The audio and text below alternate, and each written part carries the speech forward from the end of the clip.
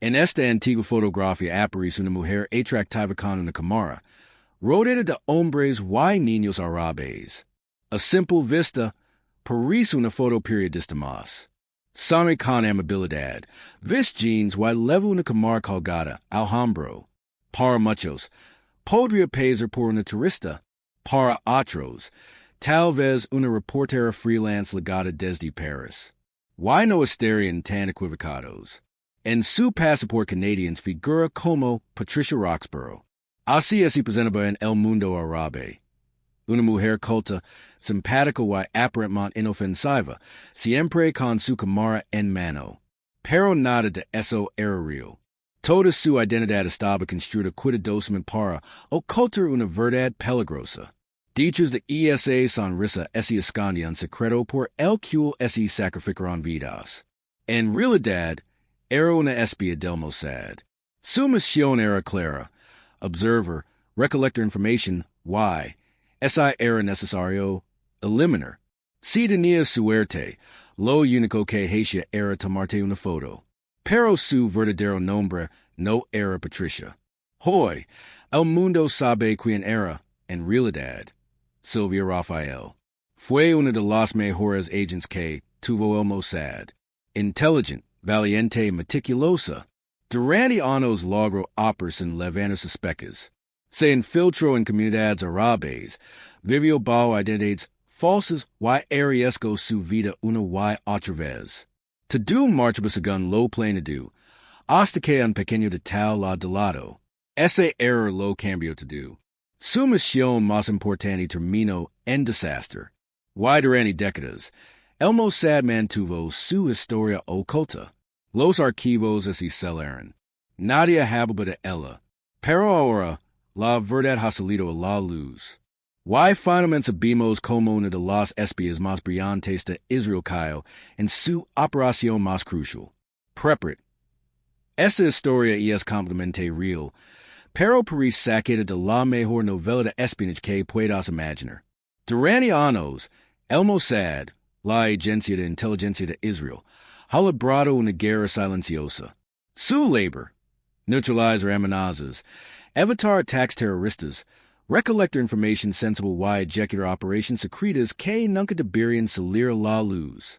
Sus presupuestos son confidenciales. No se sabe cuántos agentes trabajan para ellos. Sus misiones exitosas, y también sus fracasos, rara vez se conocen, pero hay algo que se ha salido a la luz. El Mossad no ha dependido únicamente de hombres. Algunas de sus operaciones más audaces han sido llevadas a cabo por mujeres. Mujeres hermosas, carismáticas, con un air inofensivo, pero sumamente peligrosas. Su arma no siempre era una pistola. A veces era la seducción. De ahí nace el concepto de la trampa de mil, una táctica en la que una agente gana la confianza del enemigo, lo seduce, lo hace bajar la guardia, y en ese momento consigue la información, lo convence o lo elimina. A veces, todo eso a la vez. Las mujeres suelen generar menos sospechas. Pueden entrar en lugares donde un hombre le merece demasiado la atención. Saben cómo coquetear, manipular, y usar su encanto como un arma. Y tras esas sonrisas, se esconden profesionales entrenados para mentir, infiltrarse y destruir. Incluso algunos rabinos israelíes han declarado que estas misiones son aceptables según la ley judía. En un estudio titulado Intimidad prohibida por el bien de la seguridad nacional, se argumenta que, en ciertos casos, la seducción no solo está permitida, podría ser hasta una mitzvah, y es decir, una acción buena o necesaria. Ese estudio menciona ejemplos bíblicos. Uno de ellos es el de Yael, esposa de Heber, que logró entrar al comandante Sara a su tienda. Lo hizo dormir y luego le clavó una estaca en la cabeza. En tiempos modernos, uno de los casos más conocidos es el de una espía del Mossad apodada Cindy. Su nombre real era Cheryl Bentov. Fingió ser una turista, sedujo al técnico israelí Mordecai Vanunu, quien había filtrado información nuclear a la prensa, y lo convenció de viajar con el a Roma. Ali, fue drogado, secuestrado por el Mossad, y trasladado clandestinamente a Israel. Historias como esta no suelen salir a la luz. Las verdaderas identidades de los agentes permanecen en secreto. Son como sombras. Pero el nombre de una mujer se conoció en todo el mundo. Sylvia Rafael. Fue una de las agentes más efectivas, y también una de las más trágicas. Su misión terminó en fracaso, y ese era provocó un escándalo internacional. Y esa es la única razón por la que hoy conocemos su historia. Se han escrito artículos, documentos y libros sobre ella. El más conocido es Sylvia Rafael. La vida y la muerte de una espía del Mossad, escrito por Ram Orangento a un exagente del Mossad. Pero, como legó Sylvia, una joven nacida en Sudáfrica, a convertirse en una de las agentes más letales de una de las agencias de inteligencia más secretas del planeta, que llevó a una mesa de escuela de Jarlo de Du, incluso su identidad, para asumir una vida llena de engaños, pasaportes falsos y peligrosos misiones encubiertas en nombre de un país que ni siquiera era el suyo? Eso es justamente lo que vamos a descubrir. Sylvia Rafael nació el 1 de abril de 1937 en Grafrinet, un pequeño y pintoresco pueblo sudafricano, rodeado de colinas, campos y cielos despejados. Desde fuera, la vida le parecía tranquila, casi idílica, pero dentro de su hogar, las cosas eran muy distintas. Su familia vivía marcada por un dolor profundo, uno que Sylvia conoció desde muy joven. Su padre era judío y provenía de lo que hoy conocemos como Ucrania. Cuando era niño, sobrevivió a uno de los tantos pogromos brutos que arrasaron las comunidades judías en Europa del Este. Toda su familia fue asesinada. Solo él logró escapar. Aunque años después logró rehacer su vida en Sudáfrica, el trauma de aquella perdida nunca lo abandonó. Sylvia creció sabiendo que su padre lo había perdido todo simplemente por ser judío. Su madre, en cambio, era cristiana, tradicional y profundamente estricta. Había sido criada bajo costumbres británicas, con una fuerte disciplina y apego a la religión. Los contrastes entre sus padres eran evidentes y definían el ambiente en casa. Mientras su padre fomentaba el pensamiento crítico y los debates abiertos, su madre exigía obediencia, modestia y fe ciega. Desde niña, Sylvia se sintió más identificada con la visión de su padre. Era curiosa, directa y quería entender el mundo. Leía sin descanso. Hacía preguntas sin miedo y poco a poco desarrolló un interés creciente por la historia del pueblo judío, el Holocausto, el sionismo y el nacimiento del Estado de Israel. Aunque no era considerada judía según la ley religiosa, Sylvia sentía una profunda conexión espiritual y emocional con el pueblo judío. Y esa contradicción entre lo que sentía y lo que la religión decía la frustraba, pero también la impulsaba.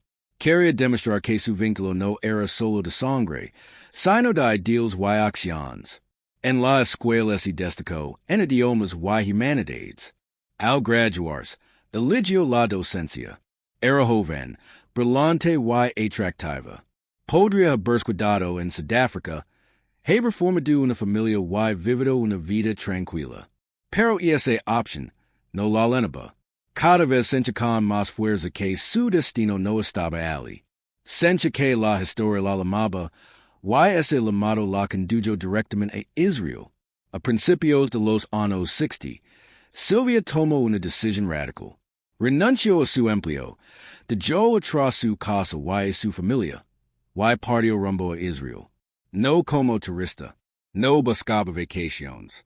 Se fue como voluntaria, convencida de que quería contribuir de verdad con el país que sentía como suyo. Se instaló en un kibbutz llamado Ramat HaKodesh, donde aprendió hebreo. Trabajó en tareas del campo y se integró rápidamente en la vida comunitaria. Su entrega no pasó desapercibida. Sylvia era disciplinada, decidida y comprometida. Lo que más impresionaba era la rapidez con la que se adaptaba to do. Nadie dudaba de que creía firme en la causa sionista. Y lo demostraba con hechos.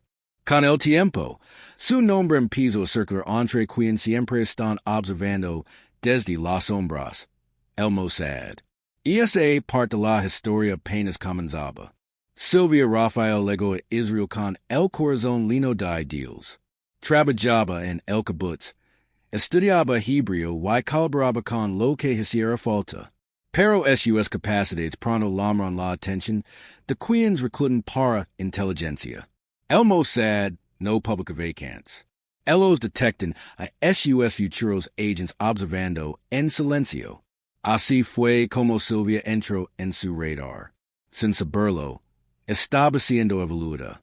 Alguien en el kibbutz, con vínculos en el mundo del espionaje. Mencionó su nombre.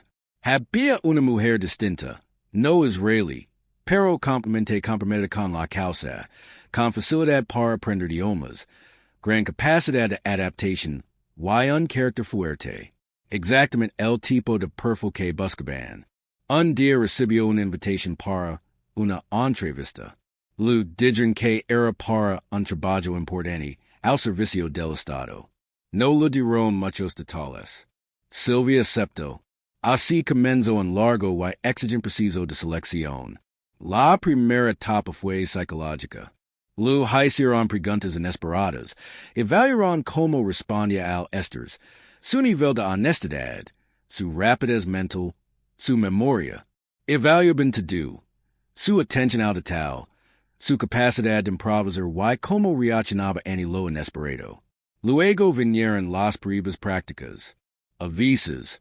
La bajaban sin previo aviso en autobús y lo pedían que recordara los rostros de todos los pasajeros. En otras ocasiones, tenía que actuar como una turista desorientada en las calles de Tel Aviv, mientras observaban cómo se desenvolvía. Lo más importante era su habilidad para transformarse. Sylvia tenía que modificar su acento, su forma de caminar, su postura, hasta el estilo de su sonrisa. Y lo hacía con una naturalidad asombrosa. Superó cada prueba con brillantez. Lo que más impresionó a sus evaluadores fue su capacidad para memorizar detalles mínimos, rostros, atuendos, marcas de relojes, el tono del labio que usaba una vendedora. Era increíblemente observadora, analítica, y sabía cómo volverse invisible cuando era necesario. Hablaba con fluidez inglés, afrikaans y hebreo, y aprendió árabe con rapidez. Además, su experiencia europea le permitió hacer países fácilmente por francesa, canadienses o escandinava, lo que era ideal para infiltrarse en círculos árabes y palestinos en el extranjero. Después de superar todas las fases del proceso, ese lo ofreció un lugar en el servicio. Pero no era un empleo cualquiera. Era una entrega total. Sylvia firmó un documento comprendiendo al más absoluto secreto, consciente de que aparte de ese momento pertenecía al sistema. Nadie, en su familia ni sus amigos, sabría nunca lo que hacía realmente. Así comenzó su entrenamiento formal. Su formación estuvo a cargo de Abraham Kammer, un veterano del Mossad conocido por su rigor. Él caso abarcaba psicología, técnicas de disfraz, cifrado, uso de radio, vigilancia, fotografía, como cuerpo a cuerpo y supervivencia en entornos hostiles. Sylvia demostró estar entre las mejores. Al cabo de varios meses, recibió su primera leyenda, una identidad completamente falsa, construida con precisión. Aparte de ese momento, sería Patricia Roxborough, periodista canadiense residente en Paris. Pero la verdadera prueba estaba por venir. Su primera misión internacional. Y Sylvia estaba lista. Una vez terminado el entrenamiento, Sylvia recibió su primera identidad encubierta. Era una leyenda cuidadosamente construida, diseñada para convertirse en su segunda piel. Desde entonces, fue Patricia Roxborough, una joven y atractiva fotoperiodista independiente, nacida en Canadá. Tenía pasaporte canadiense, una historia de vida sólida, y una cobertura muy bien elaborada. Según su relato, vivía en Paris y recorría Europa y Medio Oriente cubriendo protestas, conflictos y crisis humanitarias. A simple vista, era una reportera más, comprometida con la justicia. Pero de do eso era parte de su fachada. Patricia era solo una máscara. La verdadera persona detrás era Sylvia, una agente del Mossad, entrenada para actuar con precisión y mantener siempre alerta. Su misión recapturar información, infiltrarse, ganar la confianza de sus objetivos y, esa la situación lo requería, colaborar en la eliminación de amenazas. Vivía entre dos mundos. Por fuera, se mostraba como una mujer segura, libre, con una cámara al hombro y una historia que contar. Por dentro, estaba siempre en guardia, lista para desaparecer en cualquier momento. No podía permitirse vínculos reales. En hay amigos, en hay familia, en hay un hogar fijo. Solo apartamentos alquilados. Frases clave y misiones que nadie más conocería. En Paris, ese la veía a menudo por los barrios árabes. Pasaba horas observando, fotografiando y conversando con inmigrantes y activistas. Su objetivo era ganarse la confianza de contactos palestinos y recolectar toda la información posible. Todo lo que conseguía era enviado directamente al cuartel general. Sus fotografías eran de calidad. Algunas incluso fueron publicadas en medios, lo que reforzaba su cobertura como periodista. Pero, en muchas ocasiones, ese necesitaba más que una buena imagen. Encanto, presencia, participación en reuniones, seducción, relations personales. Sylvia debía sentarse frente a enemigos declarados de Israel y escucharlos, fingiendo ser otra persona. Debía sonreír, asentir, involucrarse, deducen que nadie sospechó lo que realmente era. Pero, a pesar de su formación, Sylvia seguía siendo humana. Y un día, el amor la sorprendió. Él también era un agente encubierto. Se llamaba Hans. Era alemán, serios, calculator, con una mirada honesta y una fortaleza interior que la cautivó. Entre ellos nació algo raro en el mundo del espionaje. Afecto verdadero. Se ven poco. Momentos breves, pasios cortos, llamadas clandestinas. Pero para Sylvia, eso bastaba. Sentía que esa había un lazo auténtico en su vida, era con Hans. El Mossad desaprobaba cualquier tipo de vínculo personal. El amor era considerado una debilidad, pero Sylvia guardaba esa relación en secreto.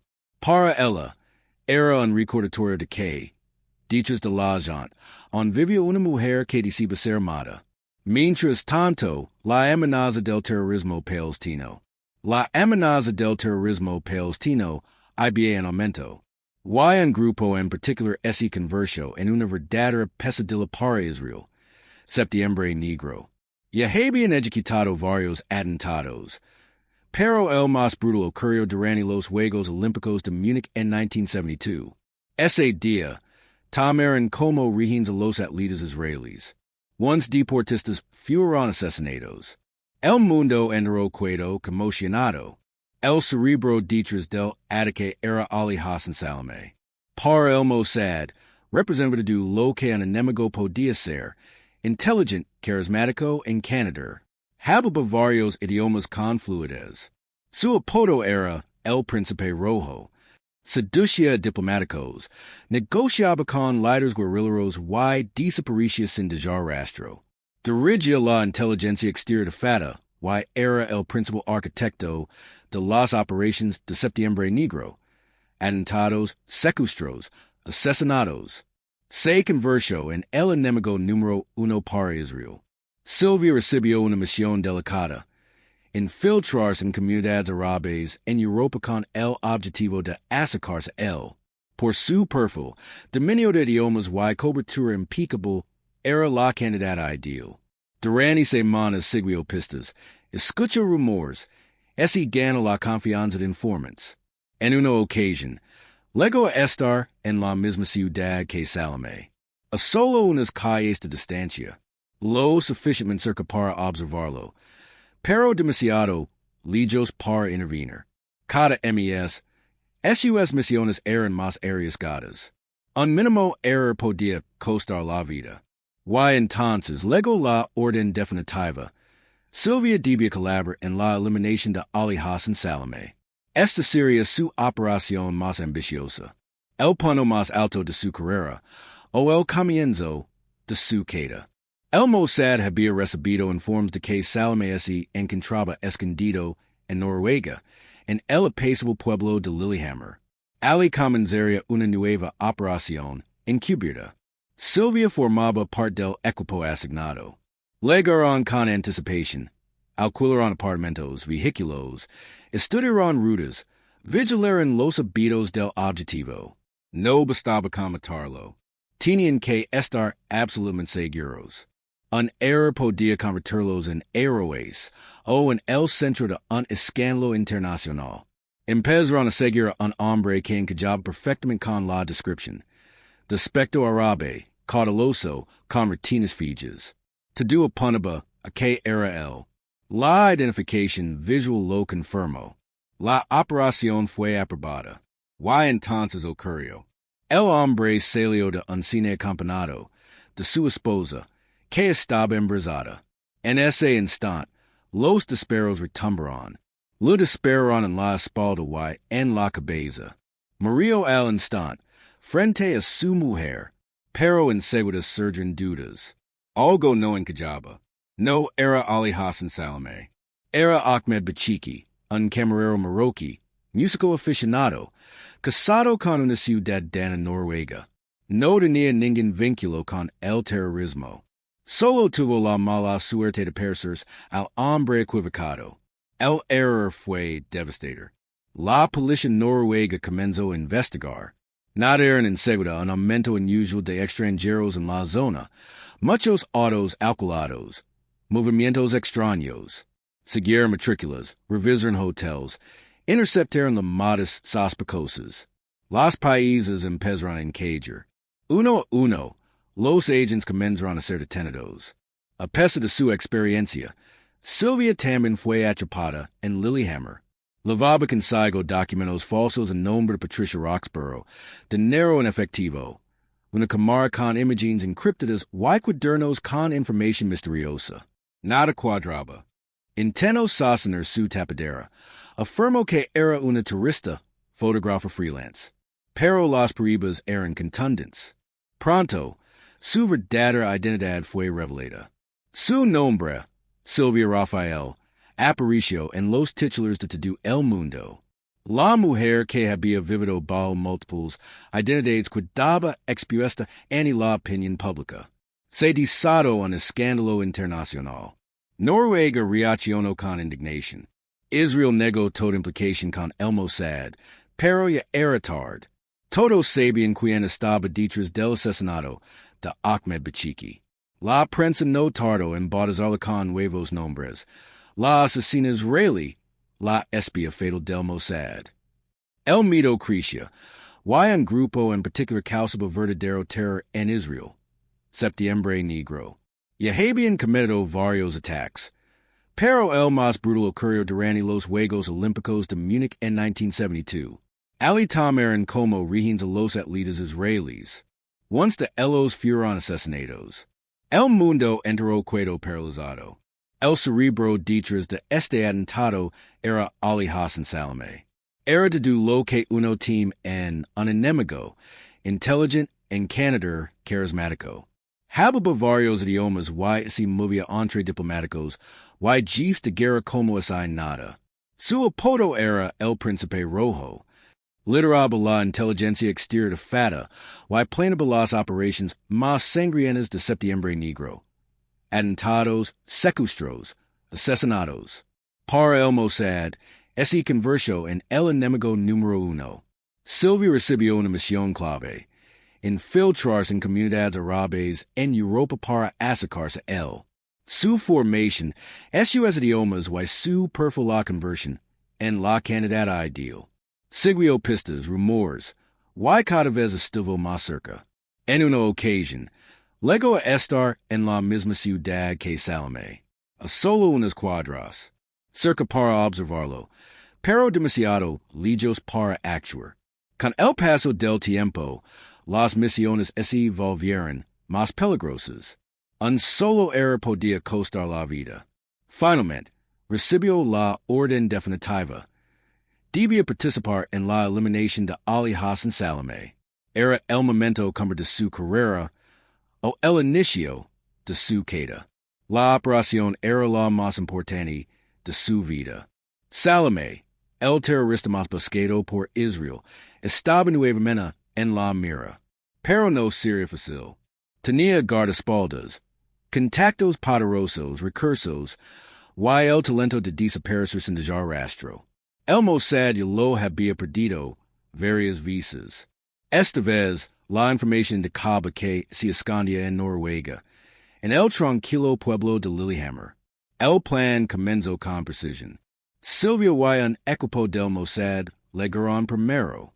Alquilaron autos, apartamentos, analizaron rutas y habitos del objetivo. Tenían que estar absolutamente seguros. Un disparo mal dado podía convertirlos en héroes o desatar un escándalo mundial. Empezaron a seguir a un hombre que coincidía con la descripción. Parecía de Medio Oriente. Ese comportaba con cautela. Tenía rutinas sospechosas. Todo encajaba. Las identificaciones visuales lo confirmaban. Así que ese aprobó la operación. Todo ocurrió en segundos. El hombre salía del cine con su esposa embarazada.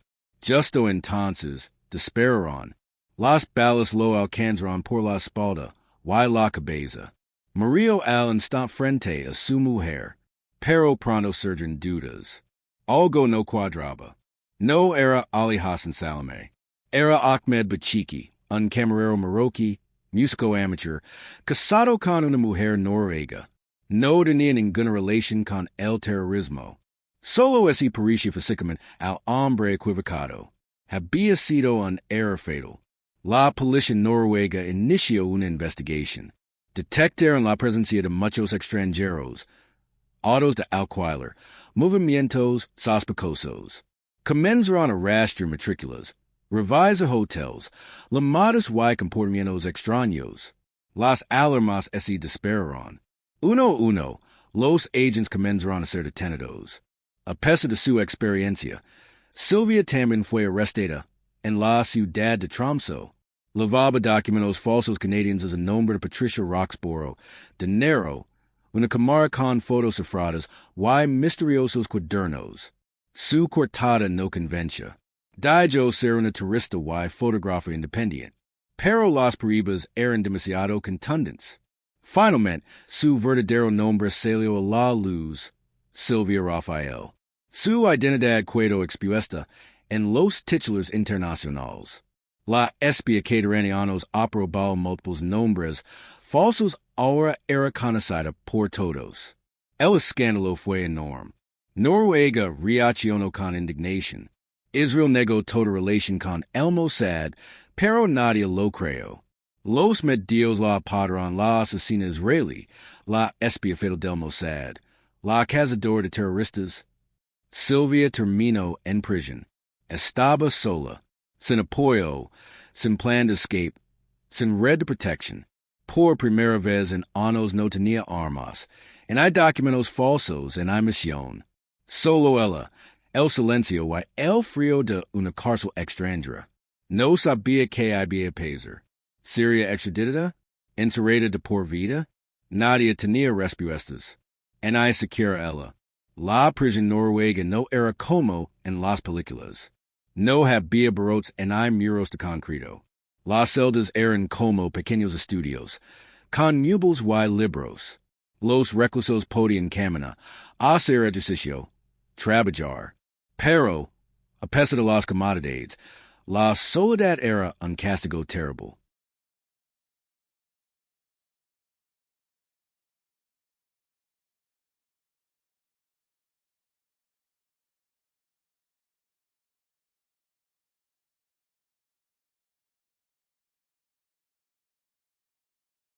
Sylvia pasaba horas pensando. En su vida, en sus errors, en sus decisions. Pero sobre todo pensaba en aquello que nunca tuvo, una felicidad simple, femenina amor. Ese amor con el que cenaba en las noches solitarias de hotel, usando nombres falsos en Paris o durante Misiones en Medio Oriente. Y entonces, cuando parecía que todo estaba perdido, apareció alguien que le cambió la vida para siempre. Entrejo, su abogado defensor, frío, reservado, muy inteligente. Al principio, solo era un profesional cumpliendo con su deber. Pero con el tiempo en cada visita, surgió algo más. Confianza, respeto y finalmente afecto. Él no la veía como una espía y como una asesina. La veía como una mujer que había vivido demasiado tiempo entre mentes. Cansada, exhausta, humana. Mientras tanto, la diplomacia se movía. Oficialmente, Israel seguía negándolo todo, pero en secreto, el Mossad la protegía.